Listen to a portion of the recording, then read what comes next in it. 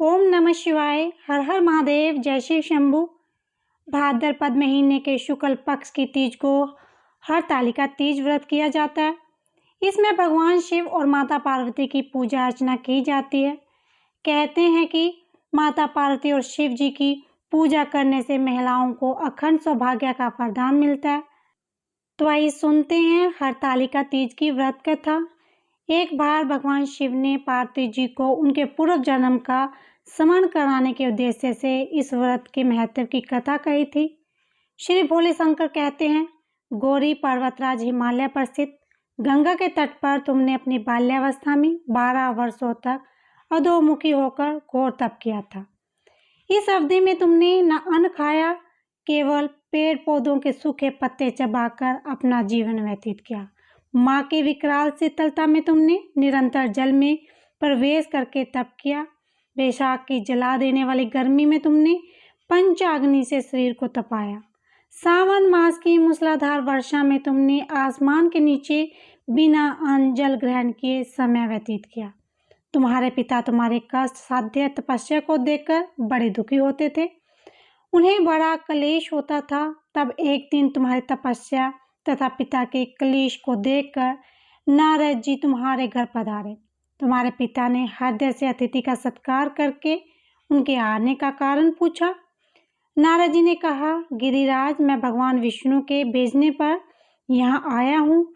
आपकी कन्या ने बड़ा कठोर तप किया है। इससे प्रसन्न होकर वो आपकी कन्या से विवाह करना चाहते हैं।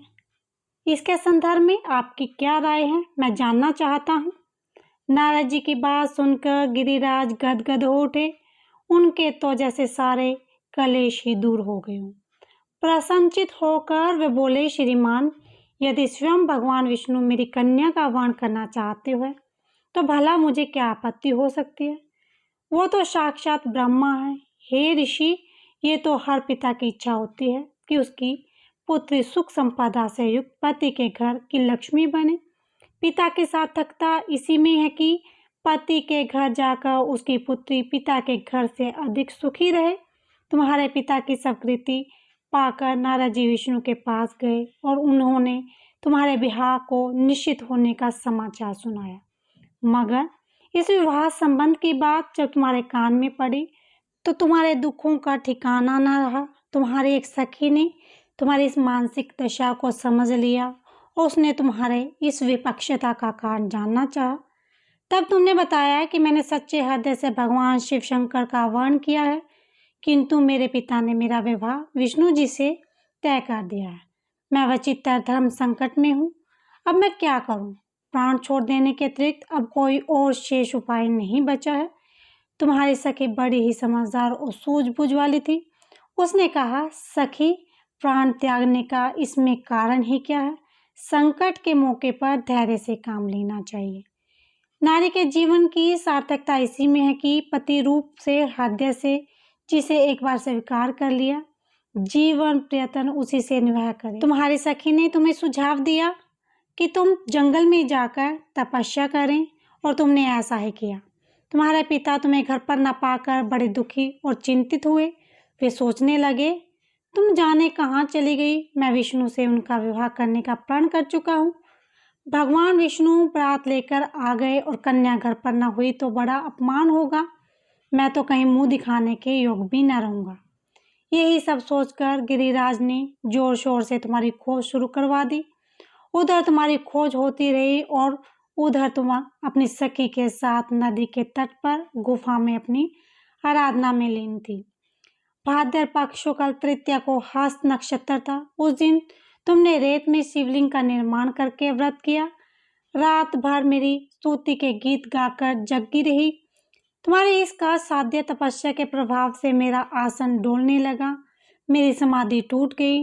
मैं तुरंत तुम्हारे समक्ष आ पहुंचा और तुम्हारी तपस्या से प्रसन्न होकर तुमसे वर मांगने के लिए कहा। तब अपनी तपस्या के फलस्वरूप मुझसे अपने समक्ष पाकर तुमने कहा, मैं हृदय से आपको पति के रूप में वर्ण कर चुकी हूँ। यदि आप सचमुच में मेरी तपस्या से प्रसन्न होकर यहाँ पधारे हैं तो मुझे अपनी अर्धांगिनी के रूप में स्वीकार कीजिए। और मैं तुम्हें तथास्तु कहकर कैलाश पर्वत लौट आया।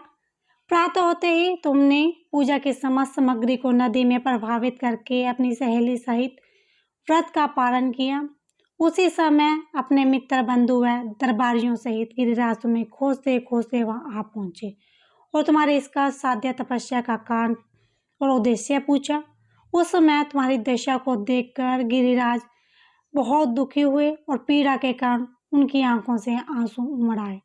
तुमने अपने पिता के आंखों के आंसू पोंछते हुए विनम्र स्वर में कहा, पिताजी, मैंने अपने जीवन का अधिकांश समय कठोर तपस्या में बिताया है।